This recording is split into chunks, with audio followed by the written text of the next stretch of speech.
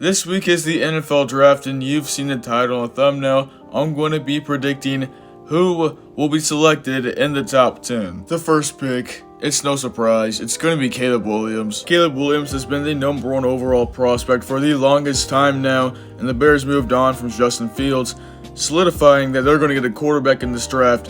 And I need no other explanation. We all know Caleb Williams is going to be a Chicago Bear. With the second pick, the Commanders are going to take LSU quarterback Jayden Daniels. Out of any quarterback in this year's draft, Daniels rolls up in the draft board the most, and he deserves it. He won the Heisman this year, and he went off. He would have 4,000 total yards, total 50 touchdowns, and only 4 interceptions last season when he won the Heisman, and 1,000 of those yards came on the ground and 10 touchdowns also came on the ground. And Jayden Daniels fits the mold of the new age athletic quarterback very well. That's why I have him going number 2. The only thing he needs to fix, you've probably seen it on social media, he gets hit like a Looney Tunes character at least once every game. At third overall, no shocker here, it's Drake May to the New England Patriots. If Drake May isn't going 2, he's for sure going 3 in my opinion. Daniels, May, and Williams, of course in no order, are the best quarterbacks of this draft. I don't see how people are saying JJ McCarthy is in the top 3 or he's going to go in the top 3. He is the most overrated player in this draft. He played with Michigan there. His stats weren't even eye-popping. He was really more of a game manager there. He's got some athletic tools to him, but besides that, he just doesn't, my eyes don't pop out to him. Anyway, what I like most about Drake May is his size and athleticism. I'm really a draft noob, so I'm not really going to know a lot about these prospects, but I do know that much. So there we go, Drake May. Going number 4, we have Marvin Harrison Jr.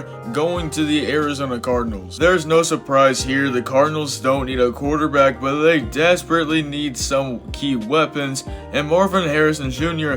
has been the best weapon maybe in college football for the last 2 seasons, so not a shocker here. And not only that, but he's going to be a solid option for Kyler Murray. Hopefully that 1-2 punch next season.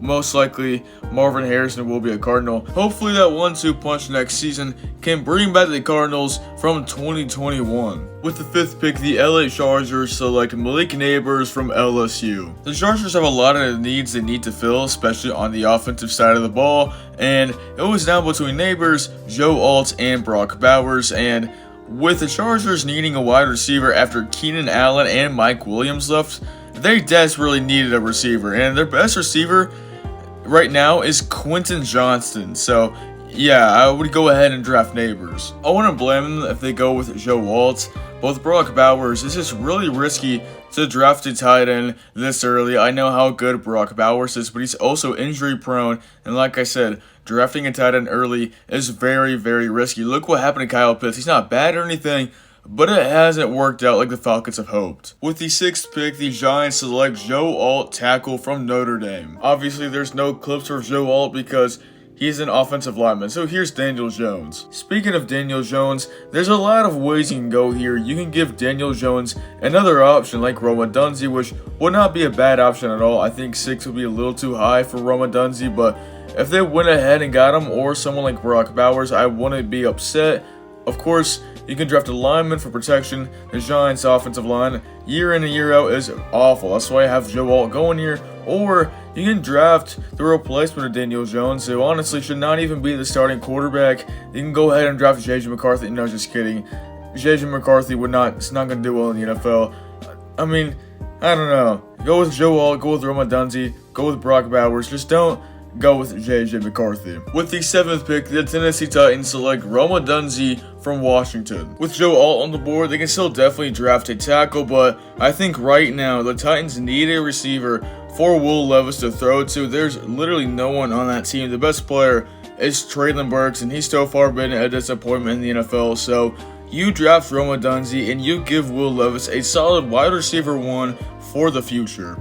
Of course, you can get Brock Bowers as well at tight end, but again, drafting a tight end this high in the draft is very risky. With the 8th pick, the Falcons select Dallas Turner from Alabama. In my opinion, this is a weird spot for Atlanta. If they want to draft a lineman here, I think they could absolutely do that. But in terms of receivers, the next best receiver once Odunze and Malik Neighbors and Marvin Harrison are off the board is Brian Thomas, and I think number 8 is just too high for Brian Thomas. While I think Dallas Turner wouldn't be a bad fit for Atlanta, again, I think 8's too high. It's just a really weird spot for Atlanta here. I think the best option to do if all these guys are off the board is to trade back, which I could see happening. I don't know what all the other people are saying, but if I'm Atlanta right here, I would trade back. With the 9th pick, the Chicago Bears select Byron Murphy II from Texas. With the Bears getting so many offensive weapons throughout the last 2 seasons, they really don't need to draft another offensive guy early on. So someone like Byron Murphy, who